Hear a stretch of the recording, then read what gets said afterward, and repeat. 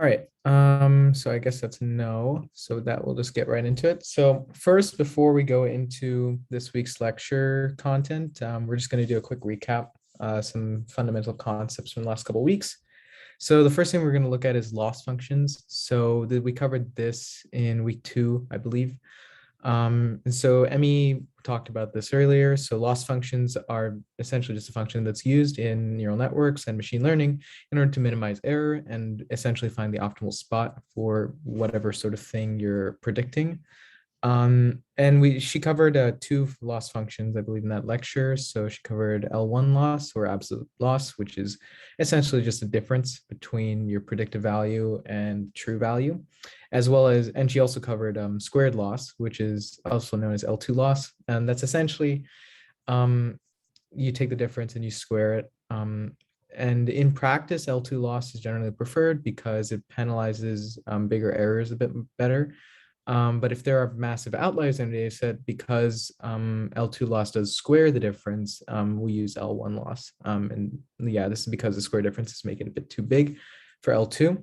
And so what we do with this is we find the optimal parameter W, or in this case, like the weights for the neural network or machine learning algorithm to make that loss as small as possible.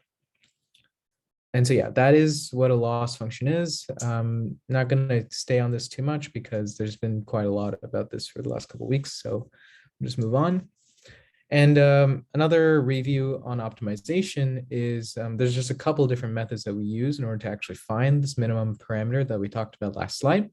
So for some algorithms, such as like linear regression, there's a closed form solution that you can derive. But for others, such as neural networks, which we'll get into, you can't really derive this solution because the network or the equations are just way too complicated. And so what you do then is you can use an algorithm called gradient descent, which is essentially just iteratively optimizing this parameter over time and making sure that you essentially just keep going down and down and down until you find the minimal loss. And so these are a couple of the methods that we use to optimize. There are a couple different gradient descent methods that I will talk about later, specifically the difference between gradient descent, normal one, and stochastic gradient descent. Essentially, the difference is on which set of, like which training set you use for that, or like how many samples in the training set you use for that. But we can talk about that a little bit later. So yeah, for now, does anyone have any questions on this? Again, this is a bit review, so there's nothing new yet. Yeah. Okay, moving on. I think actually in the interest of time, I'll skip these two. There's a lot of slides today, so I just want to prioritize that. Those two other slides that I skipped past, as I mentioned, they'll be in the slide deck, and they're also just essentially copies of the slides from previous weeks. So you can take a look at the lectures from those weeks too if you want a more in-depth explanation. So for now, we're just going to go into introduction to neural networks. A lot of people are probably already familiar with what a neural network is, but so I'll just do like a general overview. So neural networks are based off the concept of a neuron, which in neural networks is a function that takes in information from other neurons in the network, performs another function on that information, and then outputs the result. And so it's modeled after, again, you've probably heard this a lot before, but it's modeled after the human brain and how the neurons in the brain work. And so within this diagram on the right, you can see, so a particular neuron will take in inputs from other neurons. It will take in weighted inputs specifically. So that's the W0, W1, W2. It'll take the sum of those inputs, and sometimes you'll also have a bias factor that's contained within the neuron itself, and it'll compress that information and then use an activation function in order to get an output for that neuron. And so that's essentially what a neuron in a neural network does. These activation functions are normally chosen to be nonlinear functions because if we choose it to be a linear function, then it doesn't really add any more information on top of what we already had because the neural network, the neuron function itself is already sort of like a linear function. And so activation functions are used in order to introduce nonlinearity into our computation and to make sure that the outputs that we're getting are actually more meaningful than if we just did linear regression on the input. And so here are a couple examples of some activation functions that we use in practice. The three main ones that we use in practice are on the left. They're called sigmoid, tanh, and ReLU. Sigmoid, I'm sure you've all seen that graph before, so I won't really go into depth on that one. Tanh is sort of like the same thing as sigmoid, except it's scaled between -1 and 1 versus 0 and 1, like sigmoid. So it's centered around 0, which makes it nice for some applications where you don't necessarily want like a 0 to 1 input. And the third one is ReLU, which stands for rectified linear unit. Essentially what it is before 0 on the x-axis, it is usually 0. And after 0 on the x-axis is just a linear equation. Now there are like different variations of it, such as like leaky ReLU and ELU, where you change the slope before 0, or you do some sort of nonlinear function before 0, but they're essentially all pretty much the same idea. It's a linear function, and the reason we'd use ReLU in practice is because the derivative of ReLU is very easy to compute, which I'll get into why that's useful later on. But it just makes the optimization algorithms a lot more easier to run in practice. So yeah, does anyone have any questions so far?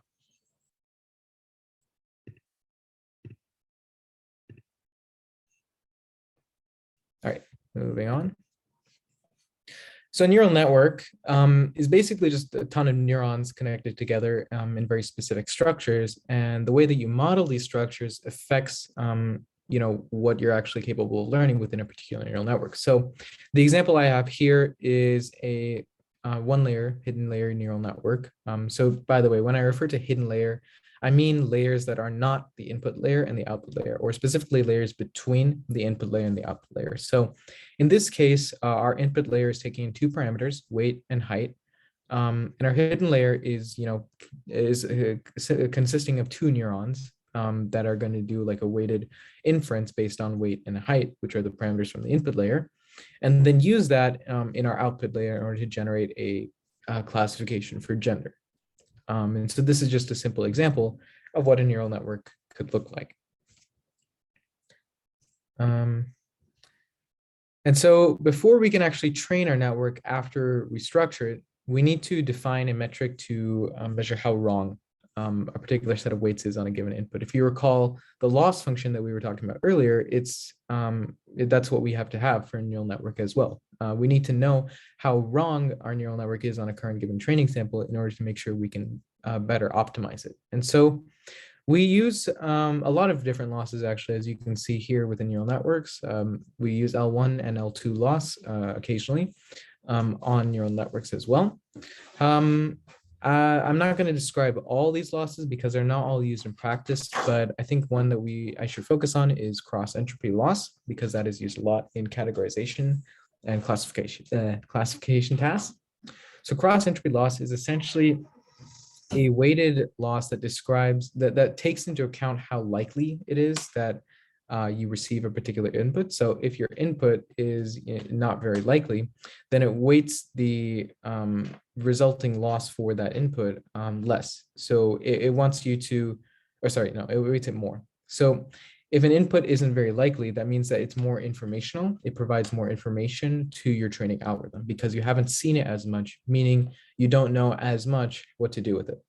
So when cross-entropy loss takes into account something that it doesn't actually see that much, it weights that factor for the loss function more in order to make sure that the loss is accurate, in that it describes things where if you don't know it as much, you want to prioritize that, and if you do know it a lot already, you don't really need to prioritize it that much. And so that's what cross-entropy loss does.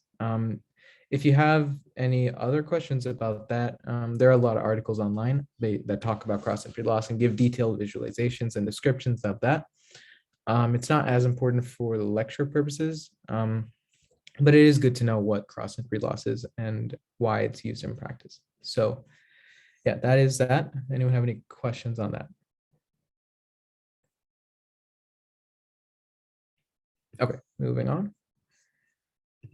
Okay, so now this is a very important part of the lecture. So this algorithm called backward propagation is what is used to actually update weights in a neural network in relation to the loss. And so this is used in every single neural network. And so it's very important to understand this algorithm because this is essentially the learning part of a neural network. This is how a neural network works and why it does what it does. And so I'm just going to go, this next couple of slides will be essentially a derivation of backward propagation for a small hidden layer neural network. Within the homework as well, I actually wrote the code for backward propagation for a one hidden layer neural network, and you can take a look at that if you would like to see how it's actually coded up. In practice, it's actually coded up using like array and matrices calculations, but in the homework, I did it for just a couple of variables so you can better understand where these things are coming from. So yeah, essentially the idea behind backward propagation is that we need to find the amount by which we change each weight in a neural network according to the loss that we had on that training input. So when we pass the training input through a neural network, we're going to get a particular loss on that training input. And then we need to know based on that loss, what we need to update for each weight because we want to, improve after every single training example. And so essentially for every weight in the network, we desire to find this partial derivative of the loss with respect to W, where loss represents the loss function that we're choosing for that particular neural network, and W represents the individual weight. And we want to find this for every single weight in the network and then use that to update the weight. And essentially the concept behind this is the gradient. And so that's essentially what we're finding here. So we're finding the gradient of the loss with respect to every single weight for each weight. So we know the best direction in order to move to update our weight. Does anyone have any questions before I go into the next part? Okay. So the key thing that backpropagation depends on is the chain rule, which is a simple calculus theorem. And so the idea is that we can rewrite the gradient of the loss with respect to every single weight in terms of the output of the last neurons in our neural network. So we can write the partial derivative of loss with respect to a weight as the partial derivative of loss with respect to the output times the partial derivative of the output with respect to the weight, because the output is itself a function of the weight in that case. And I'm sure you realize that, calculating the partial derivative of the output with respect to an individual weight is not particularly easy because there are so many different, functions and factors that go into this. So the idea essentially behind backpropagation is that we can continue to do this calculation and keep on adding chain rule calculations in order to actually finally compute our end result. And this is because when we do like a small partial derivative, we already do know what the output of that is. So for example, in this case, we took the partial derivative of the loss with respect to the weight, and we set it equal to partial derivative of loss with respect to the output times the partial derivative of the output with respect to that weight. However, we do know exactly what the partial derivative of the output is with respect to the loss. The partial derivative of the loss is with respect to the output, because that's a direct calculation. We have a function for that. And so given the loss function, we know what partial derivative of loss is with respect to the output because we can calculate it. And so we just need to find the next term. And so you can just keep doing that in terms of the weights and the outputs of the neurons that feed into it.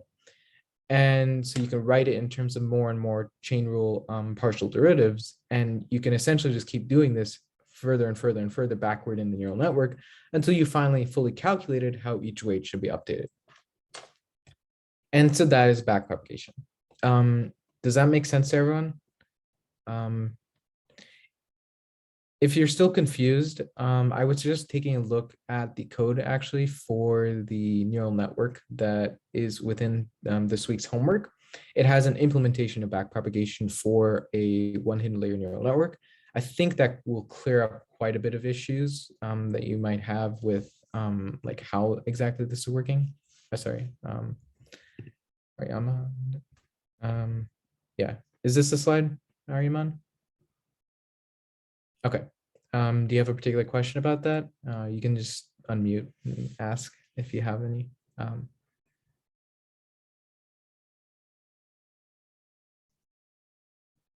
Oh no, my question was that the weights after every run through the neural network. I'm sorry. I don't know how to frame it, but does the chain rule happen after multiple runs of the neural network? Like, are you trying to chain it through multiple runs, or are the weights all uh are the weights being chained for that specific run of an input through the neural network?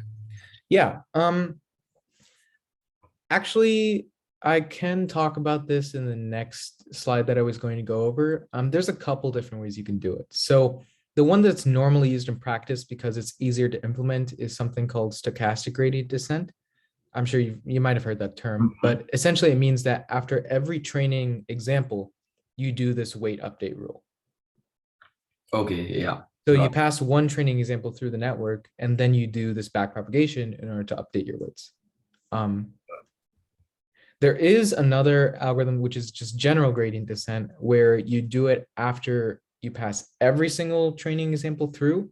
That one is a little bit more difficult to implement in practice because you have to sort of like sum up what it did over like every single training example. So it's a bit harder to implement, which is why it's not as used.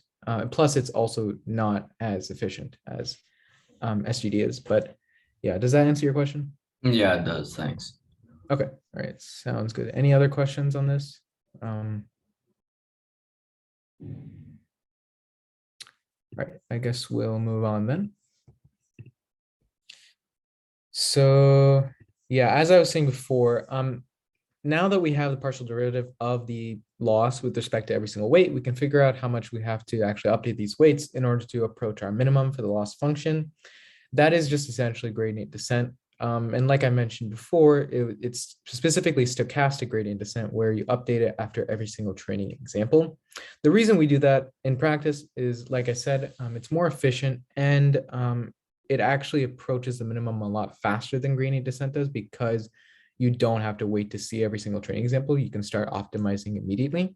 And so that's why it's used in practice. Another component that I should mention here is the idea of how much we go along the gradient. So we've computed the gradient, which is essentially the direction we need to go in order to approach the, the direction we need to go in order to approach the minimum. However, we could go like really far along the gradient, or we could go a really small amount. And that is actually a parameter that is set before you actually train a neural network, and it's called the learning rate. And the learning rate defines specifically how far along the gradient you go as you're approaching the minimum. And so you can change the learning rate in order to make your neural network learn really slowly and be more accurate in that sense. So that actually, let me draw here. So if you set your learning rate to be really small, what'll happen is that if you start at this point here, it'll go like this, it'll go like this, it'll go like this, it'll go like this. It'll keep going in really small increments. And in that way, it'll get to your minimum at some point in time, right? But since the learning rate is so small, it gets there really slowly. Conversely, you could also set the learning rate to be really fast. And if you set it to be really fast, what happens is that, you make these huge jumps like this. And something that could happen is that, it skips over the minimum because you're taking a giant step along the gradient. And so you don't really know, you're not approaching the minimum like as exactly. And so that is one of the issues with a big learning rate, is that you can sometimes skip over the minimum and like not actually converge to it. And the issue with like a smaller learning rate is that, it's really, really slow. So training times can be really long. And so there's like a good medium that you have to find when you're training a neural network in order to, like make sure that it learns properly so that it doesn't like actually not converge to the minimum, but also so that it's not like terribly slow. So that's like a hyperparameter. That's what's called a hyperparameter. It means something that you set before you actually train a neural network. And it's something that you have to experiment with in order to, make it work in practice. But yeah. All right. Sorry. Okay. All right. So that's basic neural networks that we just covered. And so the next thing we're going to cover is multi-layer perceptrons, which, surprise, is basically actually essentially the same thing as a vanilla neural network. You may have heard the term multi-layer perceptron before, but the name is a remnant from the days when the neuron itself, the concept I was talking about earlier, was just called a perceptron classifier. And so perceptrons as a concept themselves, they differ from deep neural networks in that they don't have something called cyclical connections, which I'll talk about briefly this week, and we'll talk about more next week, actually, in recurrent neural networks. But essentially, multi-layer perceptrons are the same as neural networks, so you can use them interchangeably for the most part. And in literature, it's just good to know this difference, because if you read like a machine learning paper, some people will refer to it as a multi-layer perceptron, and some people will just say neural network. And they don't really refer to different things, so don't like get intimidated by that. It's just, the same thing essentially. But yeah, so we don't really have as much new stuff there because it's basically the same as a vanilla neural network. So application of REC systems, and specifically, probably the thing you'll see most used in practice is a vanilla neural network or a multi-layer perceptron, because they're the simplest to use of the types that we're going to go into. The other types that we're going to go into do have their own use cases, and they can be very useful. However, just because a lot of the applications depend on simplicity, sometimes a lot of things that people do just depend on multi-layer perceptrons. And so there are two main situations where you can use them. So first, you can use them to directly learn user item relationships in a very efficient manner, because neural networks in general as a concept, they're very well adapted to learning relationships between categories. And so you can use them to directly learn that relationship. And as Emmy was talking about and Andre a couple of weeks ago, you can use them to predict what those items in a user item relationship matrix are. And secondly, you can also use them to learn vector embeddings for different items. And so those could be different than something just like TF-IDF, because they can be a bit more, the features that neural networks extract from data can be a lot more useful sometimes than something that you just get from a simple algorithm such as word2vec. So the idea essentially where you would use a neural network in practice is where you think that there might be relationships that cannot be modeled very easily with the algorithms that you are very comfortable and familiar with. So yeah, that is where you would use it in practice. Are there any questions on that? All right, I guess we'll move on then. Okay, this is going to be quite a big concept in this week's lecture, convolutional neural networks. We're going to briefly talk about how they're used in recommendation systems, to be sure, although most of what we're going to talk about is how they work, because it's a good concept to know even if you're not going to use this within a recommendation system architecture. And also, like I mentioned before, most recommendation systems in practice aren't really based on convolutional neural networks, since they're not as easy to implement, or rather easy to use, since they do require a bit of computational power. But it is good to know about it, because there is a lot of research being done into how you can make CNNs more efficient on like big servers and applications, and how you can use them in order to derive really interesting features from data. So, all right, we'll just jump right in.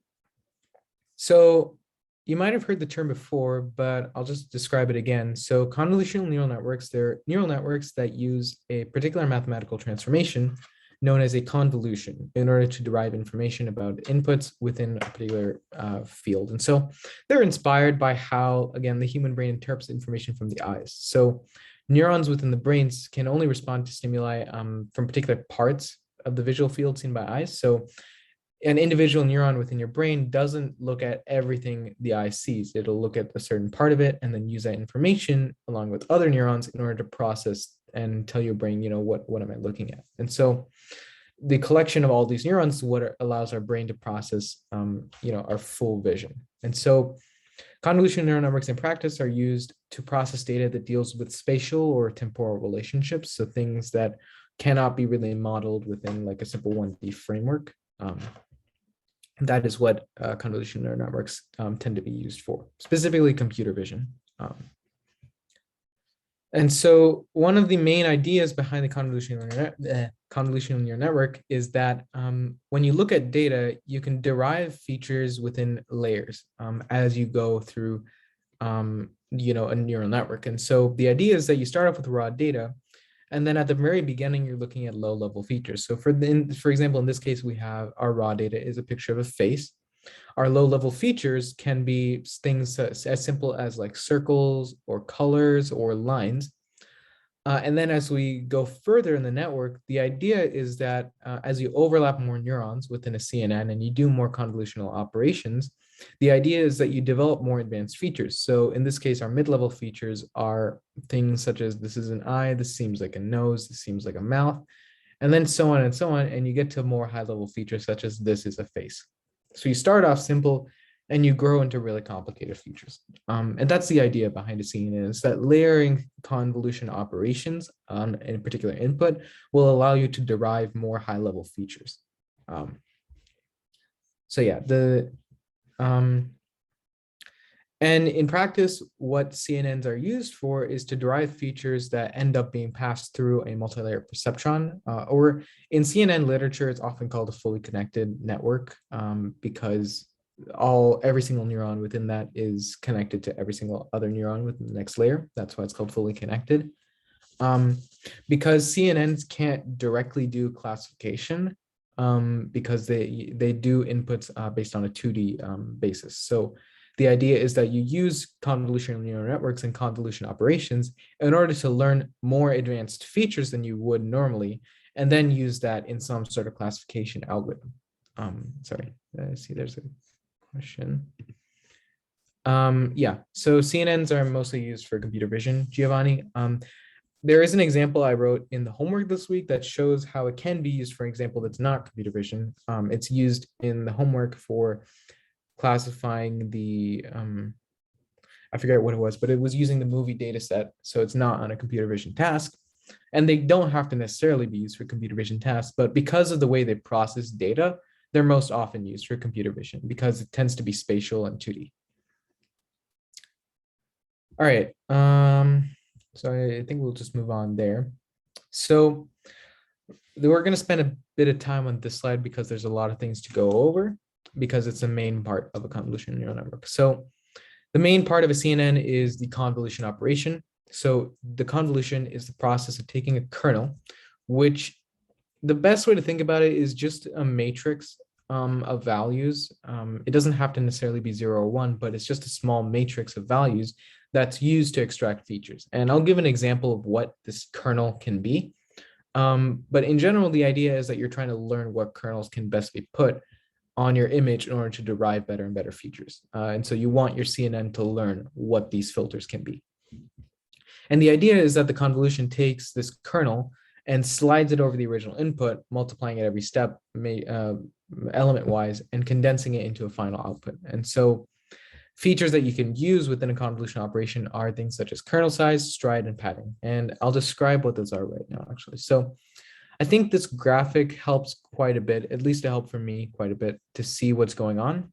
So our kernel in this case is the orange box. And so you can see what's happening is that at every sort of position that you can put that box within the original input, it's multiplying element-wise, and then taking that sum that it gets and putting that into the requisite cell within the output of this convolution operation. And so something that is worth noting is that within an image, you'll have 2 dimensions, and usually we talk about it in terms of square images. It doesn't have to be necessarily, but it's just usually easier.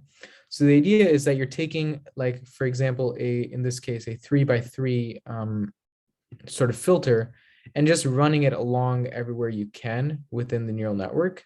Sorry, not within the neural network, within the input.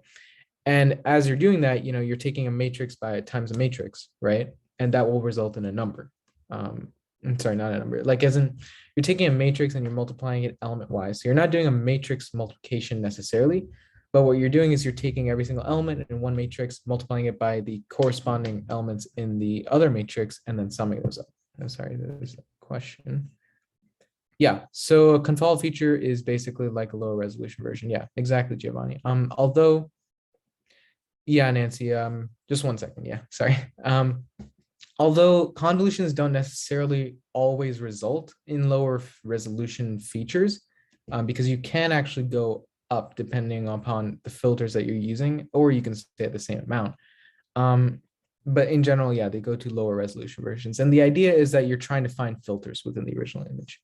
Um, so yeah, an example that I'll give here, let me just clear what I was drawing before.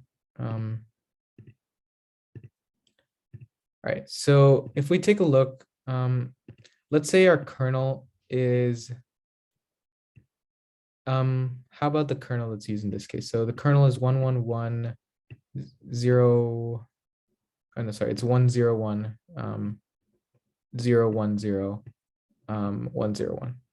So that is the kernel that's being used in this case. It's a 3x3 kernel.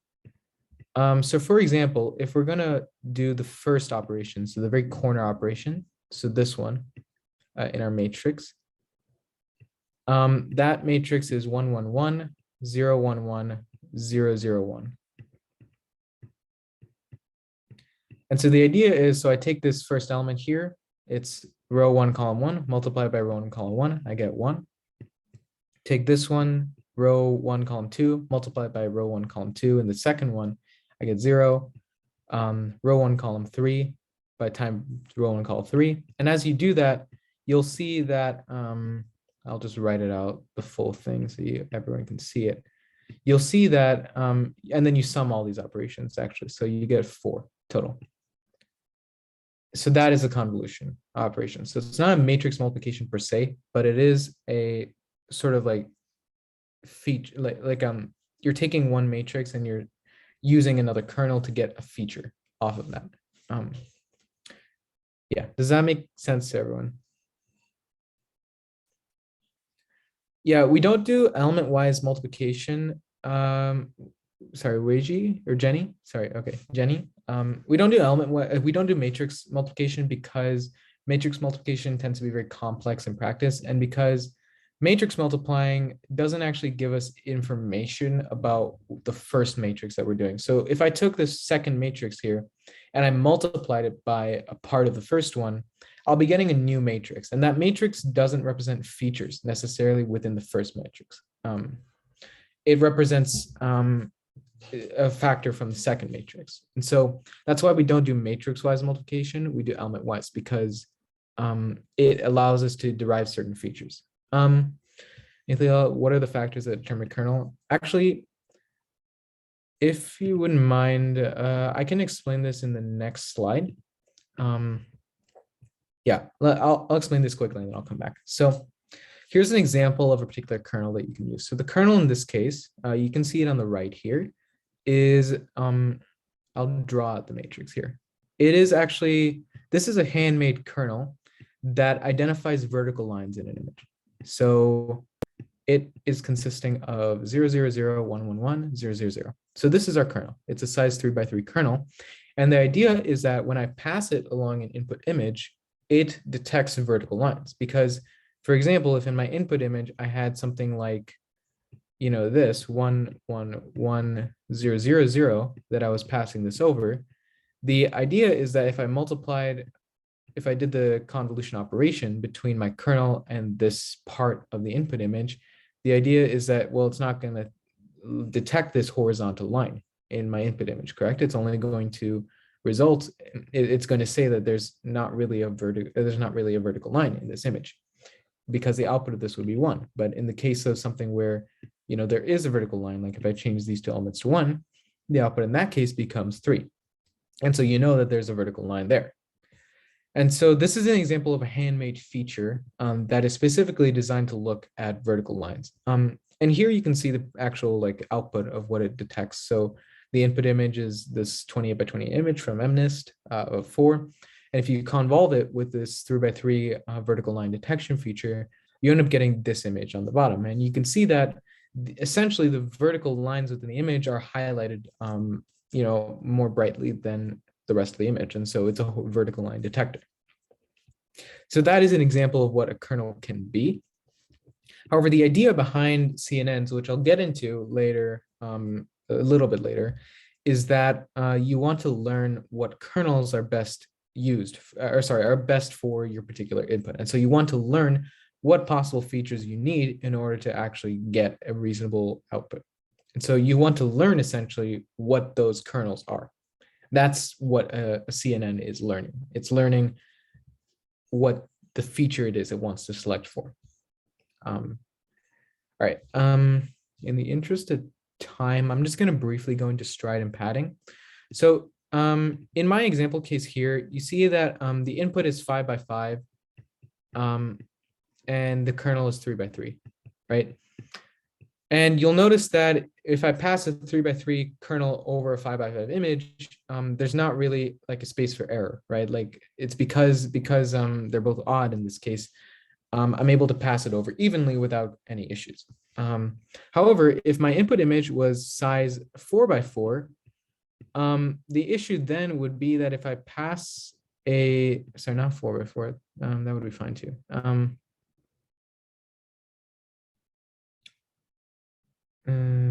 Okay, I'm not able to think of a good example right now, but oh yeah, actually, sorry. If I had a 5 by 5 image and a 2 by 2 kernel, what would happen is that you go 2 by 2 here, you go 2 by 2 here, or sorry, that would still work too. It depends on another factor actually. So the other factor that I'm talking about, trying to get a sense of, is stride. So stride describes how far you go along each along each row and column. So this is going to sound a bit weird, but I'll do my best to explain it. So if we have a 5 by 5 image here, I'll just draw the first 3 rows, since that's really that's all that's necessary to make the point. So the idea is that currently I'm passing with a stride of 1, meaning that I go from looking at this 3 by 3 matrix, I move 1 in the x direction, and then I look at this, then I look at this 3 by 3 matrix, and then I go another 1 in the x direction, another stride, and I look at this 3 by 3 matrix, or sorry, this 3 by 3 matrix. So that's a stride of 1. However, if I had a stride of 2, I would start off at the same point, but then my second one, I would move 1, 2, and then I would do my second calculation here. And that's a stride of 2. And so you can change stride in order to get different parts of the input matrix as your features. So you don't want to, maybe you don't necessarily want to go over every single part of the input image, but you want to change it up. You want to go further, more sparse input. That's what you would use for that. And the other thing that I would like to talk, actually, sorry, before I clear the drawing, does that make sense to everyone? Does anyone have any questions about that?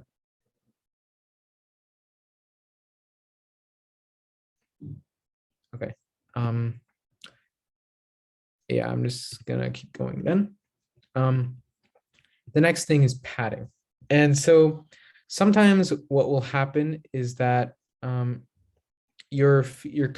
kernel that you're multiplying your thing by, it doesn't necessarily fit in a sense. And so like it's not able to directly be multiplied into the image. And so sometimes what neural network algorithms will do is they'll take a particular input image and then add like a dimension of padding, which is usually all zeros or all ones or something like that, along an axis, in order to make sure that the kernel that you're multiplying it over does fit in that sense.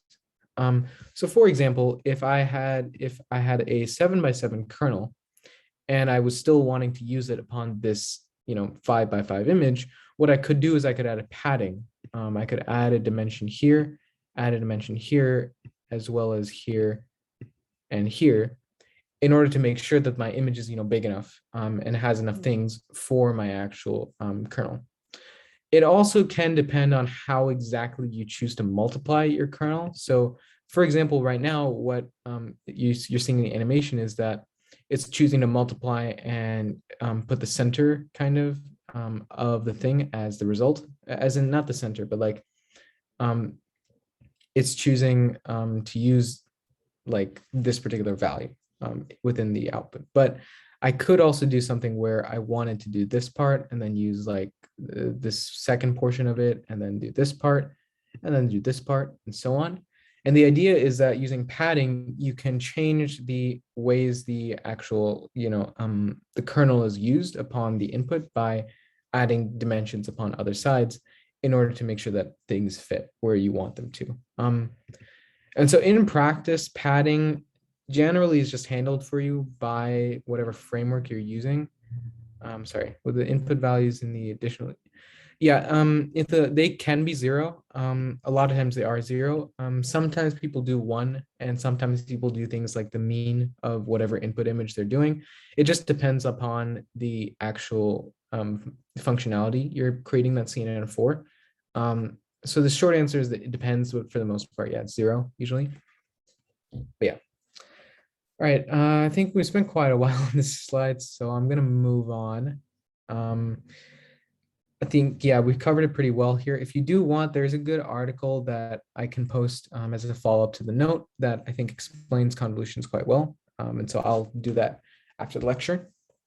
So the next thing that I'll talk about is something called a pooling layer. The idea behind a pooling layer is that you want to take an input and reduce the dimensionality of it by reducing the actual spatial size required for the input. So common examples of this are maximum and average pooling layers. So for example, I'll just walk through this example that I have here. Excuse me. So the idea is that if I'm looking at this part, actually it's a bad color. If I'm looking at this part, no, that's a bad color. What color would go well with this? Okay, yeah, if I'm looking at this part along an image, the idea is that, okay, perhaps not all the numbers there are actually useful, because I don't know what the kernels that my neural network is using are doing. And plus, I want to make sure that I don't get these really, really complicated functions later down the line, because it just gets more and more complicated to actually optimize it. So the idea is that if I look at this 3x3 segment, the idea of maximum pooling is what is the most important feature within this area. And so the idea is you just take the maximum of this area and you get 3. And similarly, you take the maximum of this area, you get 3. Take the maximum of this part, you get 3. It's similar to a convolution in that you're passing this sort of like window that you're looking at across all parts of the image, but maximum and average are not features that you can accurately describe within a matrix necessarily. And like there are things like minimum pooling too that aren't really used in practice, but the idea is that you can't usually necessarily define them within like a kernel multiplication. And so the idea is that you have a different layer that literally looks through these and calculates these values. The main idea behind pooling layers is that you want to reduce the size of your input by focusing on the more important parts of it, or the features that most accurately describe the input. All right, does that make sense to everyone? All right. Sorry, there's a question in the chat. And this finds them, yeah. So we don't necessarily always know that higher numbers are important, that is correct, Giovanni. However, the idea within a neural network is that you want to learn the things that make it so that the features that you're looking at that are most important tend to have like more influence on the later parts of the network. And so just off the basis of like if I multiply 2 weighted values, the idea is that if one weight is higher than another weight, that weight will have more impact upon the rest of the network. And so the idea is you want to focus on the weights that mean the most. And so it's not necessarily like the most important, but it's the thing that's most impactful for the rest of the network. That's why we tend to focus on maximum pooling. Like I mentioned too, maximum pooling isn't always used, but there are things like average pooling, minimum pooling, that can be used per situation. But in general, you're just trying to find, or you're trying to reduce dimensionality and trying to find the thing that makes the most impact later down the line. So yeah. All right. I think we'll move on then. Okay. So now we're going to discuss some popular CNN architectures, just so you have sort of like a general sense of what is happening in the CNN field. We're going to start off. it's not as important for this notation to be understood, I guess. I put the pictures in the slides so you can look at it and sort of get a sense of what it's doing based off, like this is a convolution with an 11 by 11 filter over the input, and then we do like a max pool 3 by 3, so on, so on, so on.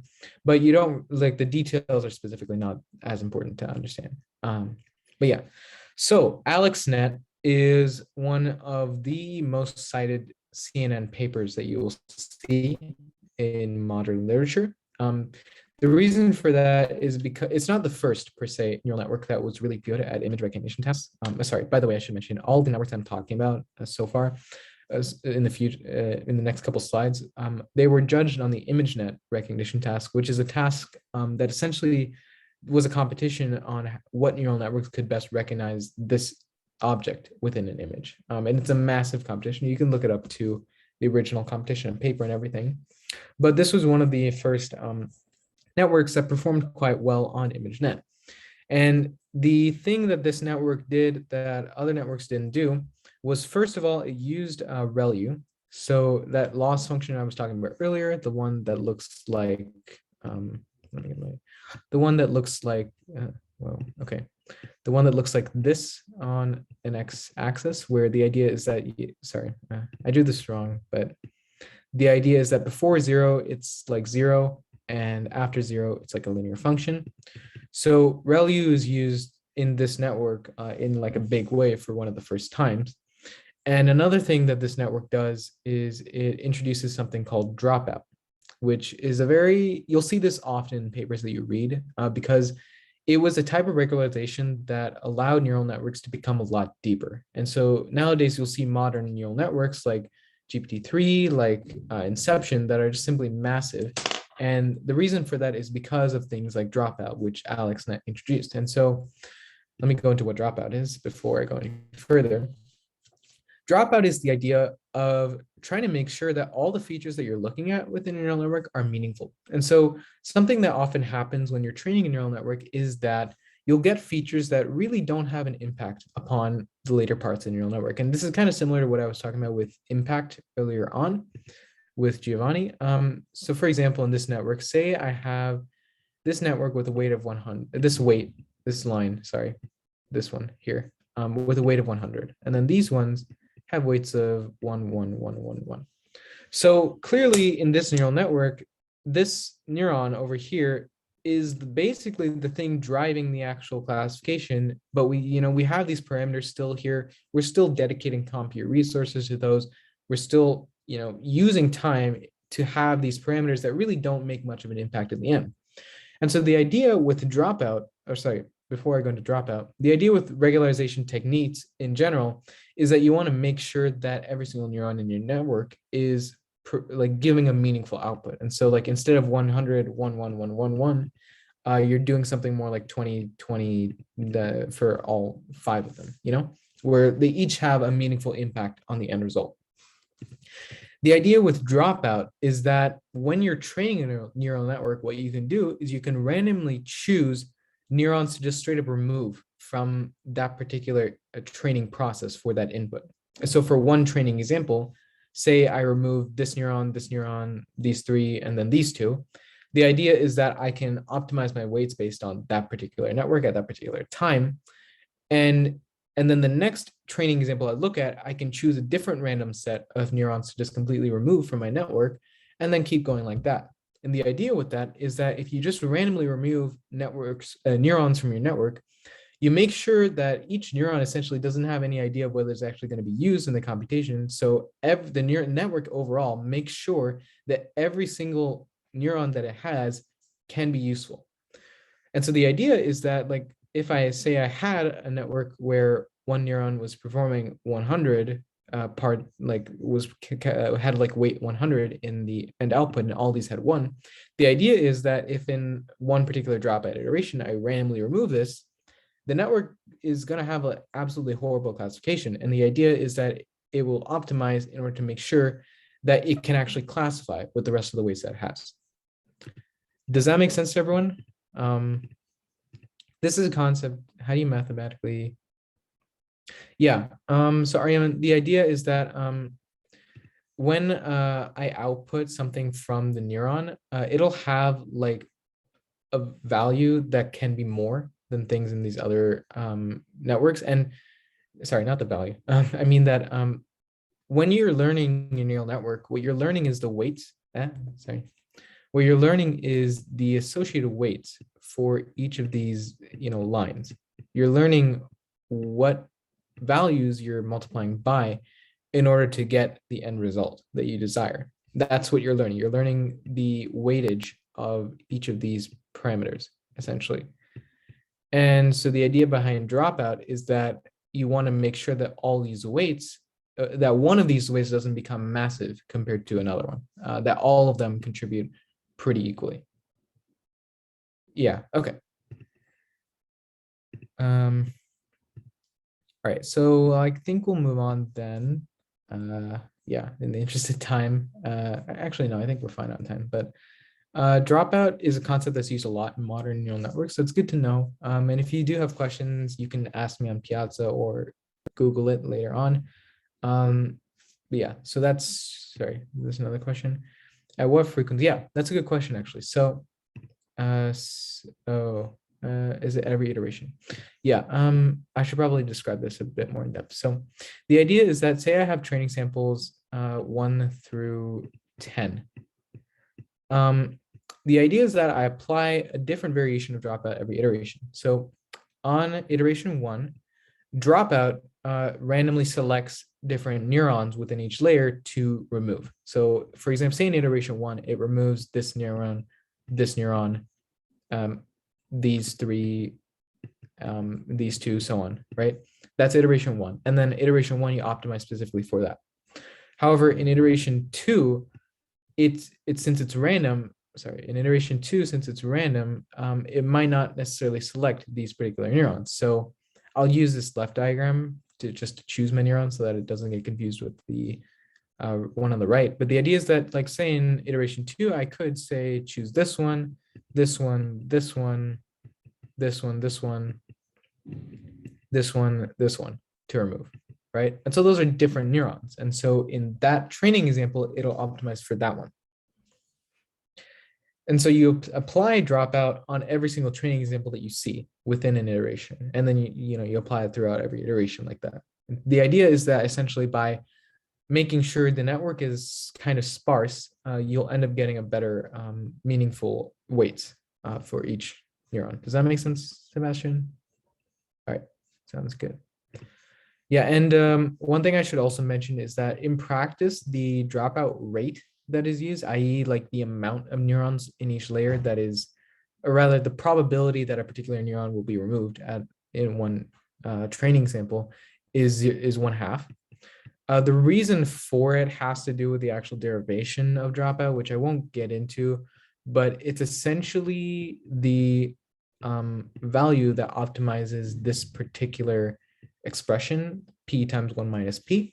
You might recognize that as the variance of a Bernoulli variable, a random variable. But yeah, that doesn't really matter for the purposes of this.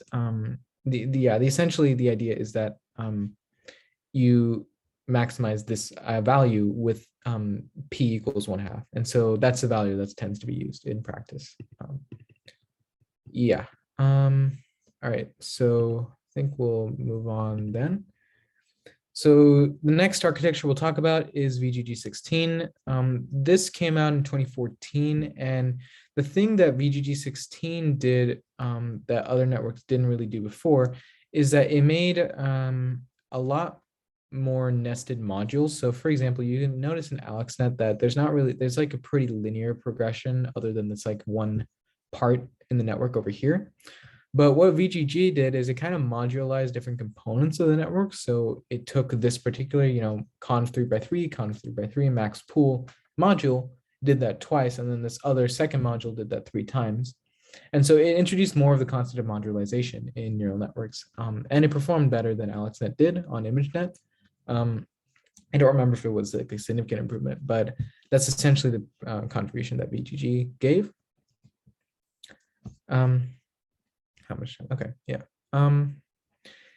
This one looks incredibly complicated, but I'll just go through it in step by step, and you'll see essentially what this does. So Inception v1 it was an incredible improvement upon previous image recognition algorithms, because it allowed people to, first of all, introduce the concept of network within a network. So VGG16 introduced the concept of modules within a network, and Inception introduced the idea that you can make those modules separate kind of networks on their own. Another thing that, so before I go on to the next thing, actually, so the main part of Inception is something called the Inception module, which is sort of, you can kind of, it's a bit hard to see, sorry, but essentially the idea is that the Inception module, rather than being just, one convolution layer, one max pool, the idea is that it looks at a combination of different features. And so you can see that instead of looking at, just one one by one, which I'll talk about, a one by one convolution and then a 3x3 convolution, it looks at a bunch of different features. So it looks at a 3x3 part, it looks at a 5x5 part, looks at a one by one part, and it looks at a max pool part.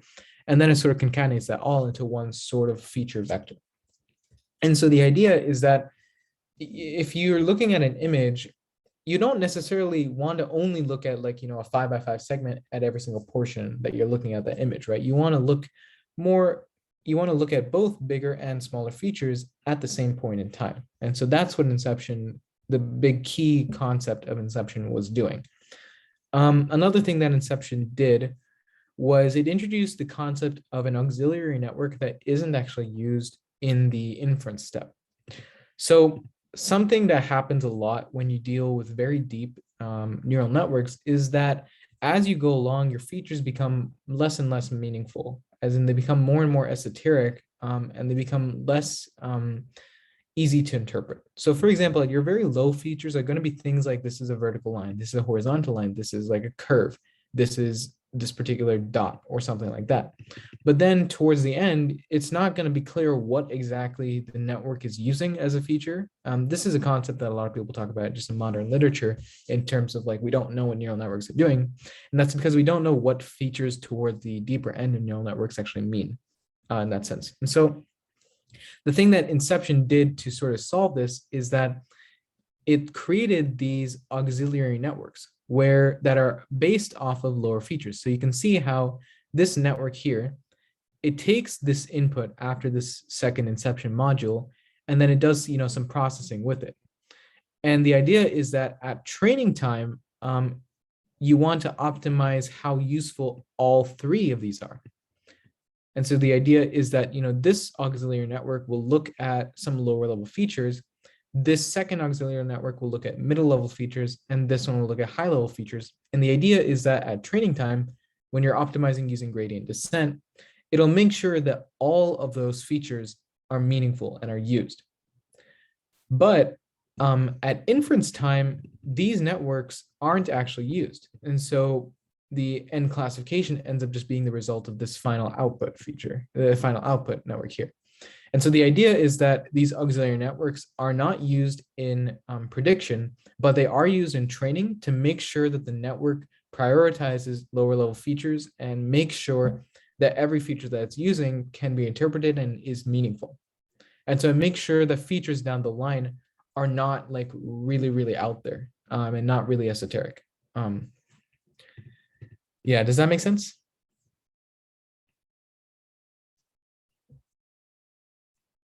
All right. There is another thing that this network did introduce, which is the idea of the one by one convolution, which I will go into right now, actually.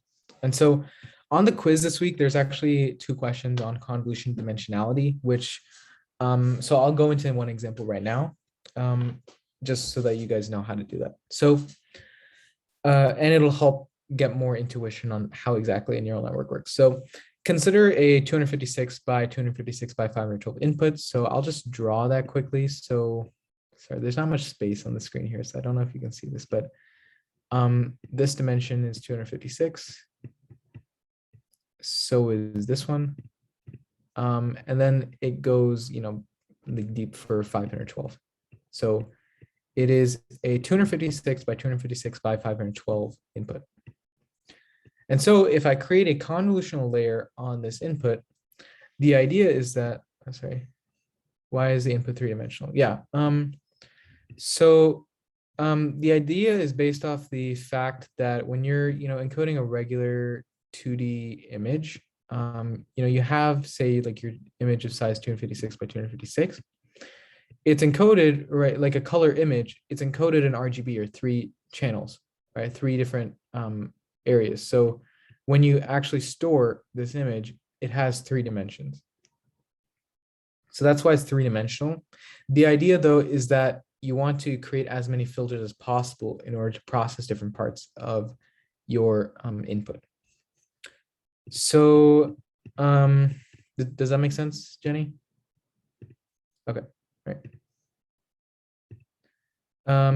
Sorry, where was I? Oh, yes. So let's say my input in this case is 256 by 256 by 512. And this is something that could happen, like, in the middle of a convolutional network. So the idea is that if I create a convolutional layer, each filter has size 3 by 3, and it has 64 filters. What will the dimension of my output be if I run that layer on it?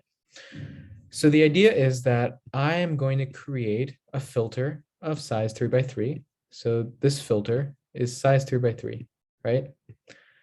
And there are going to be 64 of these overall, because I said that the layer is of size 64. So I don't necessarily only have to run one filter at one time. I can run multiple, and that's what this is doing. But so yeah, the size of my filter is 3 by 3. And so the idea is that since the dimension of the input, the third dimension, is 512, i.e. there are 512 channels, that means that if I want to run this filter on it, if I was doing for a 1D example, how do I explain this best? Yeah, sorry, let me go back to an earlier slide. Sorry, this is getting a bit chaotic, but it's a bit difficult to explain. So in this example, the filter that I'm looking at is 1D, as well, sorry, not 1D, the filter is 2D, as well as the image, i.e. essentially the third dimension is 1. However, if the third dimension in this image was not 1, I wouldn't be able to necessarily run this 2D filter on that, because it has to do an element-wise multiplication, right? And so it has to have the same sort of amount of elements as the part of the image that it's looking at. And so the idea is that the 3D dimension of the filter has to be the same dimension as the thing that it's operating over. So if we go back to this example here, the idea is that since the third dimension of the image is 512, the filter that we use to run this on is also, I can't draw, is also 512. So that's the filter that we use to run it on. And the idea is that, if I have a 256 by 256 by 512 block, I'm running this filter, a 3 by 3 by 512 block, on different portions of that. Before we go on, does that make sense? Because that's not like exactly intuitive. Okay, all right. So yeah, so the filter must be of shape 3 by 3 by 512. And so you can determine what the shape of the output is by doing that 1 3 by 3 kernel multiplication on the original image. If you do it, you'll find that you have to do some padding probably on either side, and then you'll get another image of size 256 by 256. And so the final output is size 256 by 256 by 64, because I decided originally at the beginning, if you remember me saying that there were going to be 64 filters. And so there's 64 different things in here that the neural network is trying to learn, and that's the result of the next layer. So if I run a 3 by 3 kernel filter with 64 filters on a 256 by 256 by 512 input, what I'll get as the output is a 256 by 256 by 64 output. And so that's what it means by dimensionality reduction in a neural network, because I reduce the dimension of this third thing by creating different filters that learn different aspects of the original image. Yeah, I'm sorry if that was a lot just now. But yeah, feel free to ask me questions on Piazza, and I can stay a bit after too, because this is a bit complicated. Yeah. So I think in the interest of time, I'm going to skip the example. But what I wanted to show was the idea that the thing that Inception popularized is the idea of a one-by-one convolution. So normally a one-by-one convolution doesn't really, it seems redundant, right? Like if I was doing it on a 2D example, if I had a 3x3 image and I was running a 1D kernel on this image, it's just a number in that, right? So it's just essentially multiplying this by something, right? You don't know what it's multiplying it by, but it's multiplying it by something. So that's not really like on its surface level very useful, right? Because it seems like it's not looking at the spatial aspect of it. It's just looking at each element directly. But what does make it useful is when it's put in combination with other convolutional layers. So the example that I had here, which you can read through on your own time later, because there is some more stuff we have to go through, but essentially the example says that it shows that if you do a one-by-one convolution of 64 filters and you follow it by a 3x3 convolution of 64 filters, it actually is less parameters than if you just did 3x3 convolution on the original input.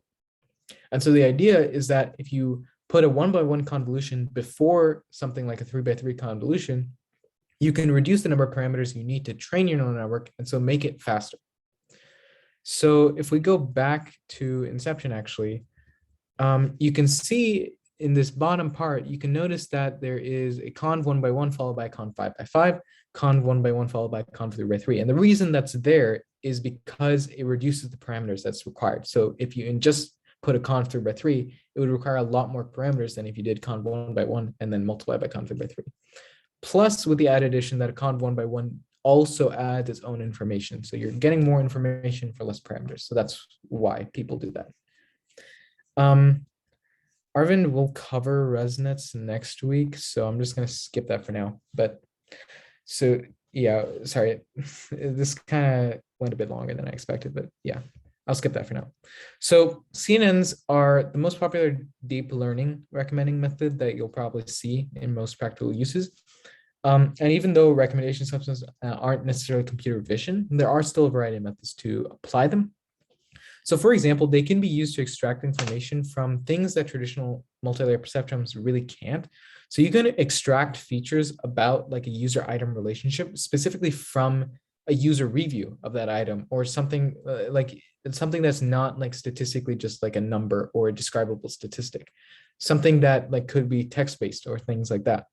You could do that with a CNN. And similarly, you could also use CNNs to model user behavior much more efficiently than MLPs can because they don't have as much complexity. And so you can use CNNs for a lot of different things, and there's still a lot of ongoing research into how you can use them for recommendation systems. But the main takeaway here is that they can be used for a lot more complicated parts of processing that regular MLPs and recommendation system methods aren't really able to get to. Okay, so this part isn't necessary for the homework. So if you would like, you can leave, I suppose. But it is a good thing to know for just future ML stuff. So autoencoders. Autoencoders are neural networks that do unsupervised learning. So for all the things we talked about before, we talked about a loss function that is specifically looking at a particular type of output. So I want my neural network to produce this output for a particular training example. However, unsupervised learning is a type of training process that doesn't necessarily require that output. So autoencoders are a type of neural network that do unsupervised learning, and they essentially leverage information within the input data in order to learn information about it. So we'll see a couple examples. Not an example, sorry. We'll see like the idea essentially of an autoencoder. And so the motivation behind autoencoders was to create an algorithm which was capable of compressing a form of some data, of creating a compressed form of some input data. So you can kind of see in that case that a labeled training set would have been redundant, because if we already had an algorithm to, sort of create that compressed version, then we don't really need to train a neural network to make that algorithm, So we don't have this compressed version, but we want to find out if there is a way of doing it. And so we can start by thinking about what it means to actually compress data. So to make it useful, clearly there needs to be like two parts. There needs to be an algorithm that actually encodes data into some more compressed form, in addition to an algorithm that actually decodes the compressed data back to its original form, because otherwise the compressed form is sort of useless, right? And so the idea is that we can create two neural networks, an encoder and a decoder network. So during training, we train the encoder to with the inputs that we want to compress, and we make sure that it outputs to a smaller dimensional space. So for example, in this image here, you can see that my input is size 7. I'm training my neural network so that it outputs to something of size 3. And then the idea is that, okay, so that's my coded version, right? But then I can use my coded thing to train another neural network to reconstruct the input. And so in that sense, I'm trying to create both an encoder and a decoder and train them to make sure that they can both use the compressed form in their own separate ways. However, currently, the issue with the structure that's currently on screen is that there's a problem in training. And the idea, the problem is that you still don't have a good loss function for your encoder because you don't know what the code is supposed to be. So there's not really a way to describe if the encoder is doing something good or not, because the encoder only really knows if something is good in relation to the decoder. And so that's where the idea of the bottleneck comes in. So the innovative step is to realize we don't need two separate neural networks. We can combine these into one and then use the difference between our output and the input as a loss function. So the idea is we make a neural network that starts off with a regular input. In the middle, there's a smaller compressed version. And then at the end, it's supposed to regenerate our output. And the idea is that the loss function is just simply how far away our reconstructed input is from the regular input. So does that make sense to everyone?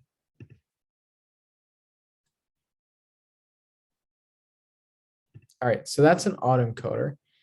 Yeah, we're running out of time, so I won't talk about different types of autoencoders. You don't have to worry about much of this for what we'll ask for you. But it's sometimes cool to know. So let's see.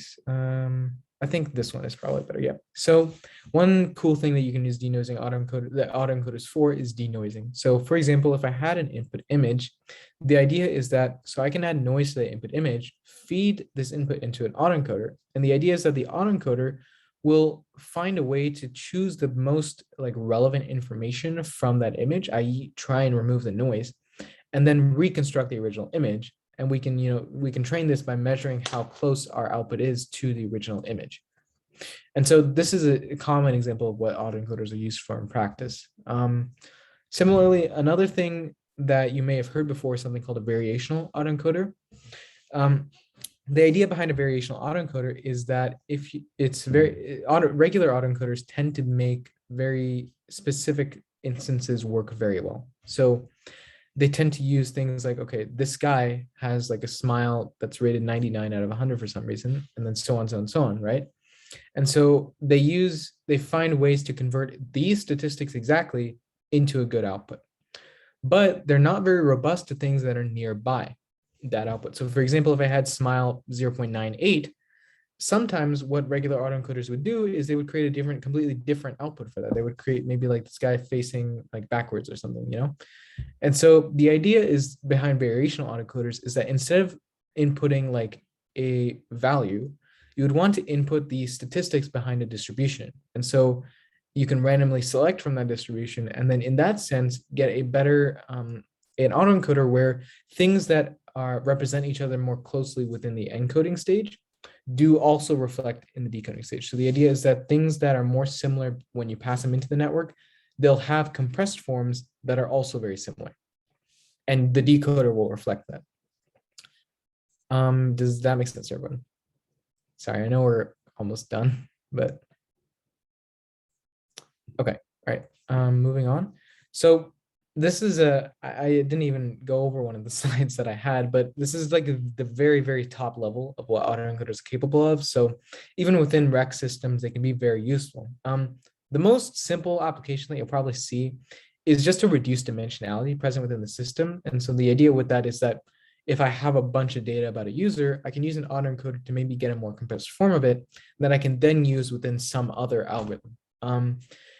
You may have heard of other algorithms for reducing dimensionality. And the problem with some of those algorithms is that they're not able to compute more complicated versions of or more complicated features from the input that they're given. And so they're not as robust in that sense. And so that's why sometimes we want to use neural network. Another thing that we can do is we can use applications of autoencoders into making inferences about user item relationships from a smaller subset of the data. So if we don't have the full user item matrix, we can just make inferences about it from the smaller part because we can find a way to compress it, or something like that is what can be used. So yeah, that is, sorry, let me answer this question before I move on. What's the loss function? Yeah, so Jenny, the loss function for an autoencoder, normally it's that you want to look at the difference between this output and the input, and you want to minimize the difference. Because the idea behind an autoencoder is that you want to reconstruct the input from some smaller representation space. So the loss function is literally just this minus this in some sort of fashion. Does that make sense, Jenny? Okay, all right. Let me quickly go over the assignment so I can let you guys go. It's essentially you're just finishing up the code for a basic neural network. Most of it's already filled in for you, so you just have to fill in the rest. In the assignment, there's also an example of a CNN that's used within recommendation systems. You don't have to write any code for that part, but I would recommend you just look through and try to understand what's happening, since it's useful to know how you're actually using things like PyTorch to actually make a neural network. And if you have questions about that, I'll be happy to answer it. So yeah, that's the assignment for this week. And that is it for this week's lecture. Thank you all for coming. Yeah, you will be using PyTorch eventually. In my assignment 2 weeks from now, I will be having you make like a bit more advanced neural network. Like in this week's assignment, I'm just having you write components of it because I wrote sort of like the framework for the neural network for you. But within a couple of weeks, yeah, we'll be assigning you homework that does have you, going a bit into PyTorch, because it's good to know, if you want to go into like ML. So yeah. All right.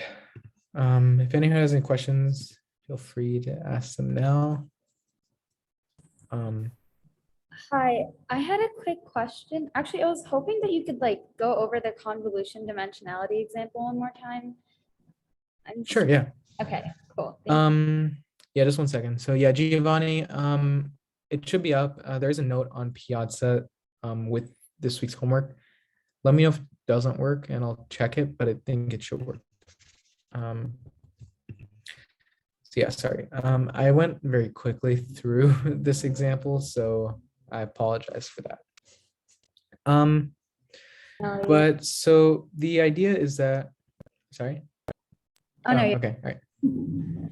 All right. So yeah, so the idea is that, like, say I have, okay, I can't draw this that well, but say I have like a 256 by 256 input and by 512 input. The idea is that when you're running a convolutional layer on this, there are going to be 2 parameters. So the first parameter will be the number of filters that you want, which in this case is 64. And the second parameter is the shape of each filter. So the idea is that each filter, the 2D shape is 3 by 3. So if I was just considering a 2D example of this, it would be 256 by 256. And then I'm running this 3 by 3 kernel along, parts of the image. But the input is not, just one dimension on the third axis, it's 512. So the idea is that instead of doing, a 3 by 3, just a 2D filter along just the first part, I do a 3 by 3 by 512 filter, and it's sort of like the full thing. The reason for that, like I mentioned, is because you want to make sure that the element-wise operation, every single element within your kernel is multiplying by something within the input that you're doing it on. And so that's why the dimension of the filter is 3 by 3 by 512. All right, and then the next thing would be what the dimension of the output is. I didn't really go into that, but essentially it's just that, so if I have a 256 by 256 thing, if I pass like a 3 by 3 thing, like, along components of this, you would see that it would end up being 256 by 256 if you also include like padding along the sides of it too, which you can do if the dimensions like don't line up exactly. You can just assume that people will do that. And so the idea is that, so each one filter, which is again a shape 3 by 3 by 512, is going to multiply against the 256 by 256 by 512 input, and you'll get an image of size 256 by 256 from that. And then, since there's 64 filters, the output will be 256 by 256 by 64. All right. Does that make sense? I know it's a bit complicated, but No, that makes sense. So then the 64 for the filters comes through as the third dimension in that. yeah, that is correct. Yep. Mhm. Okay, got it. Cool. That makes sense. Thank you so much. Yep.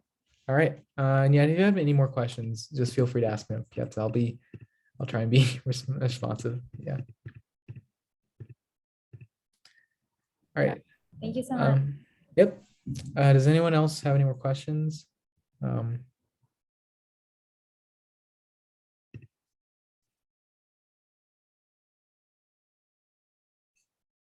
All right. Yeah, I think I'm gonna end it there, guys. So yeah, thank you for coming. And see you all 2 weeks from now, actually. Yeah.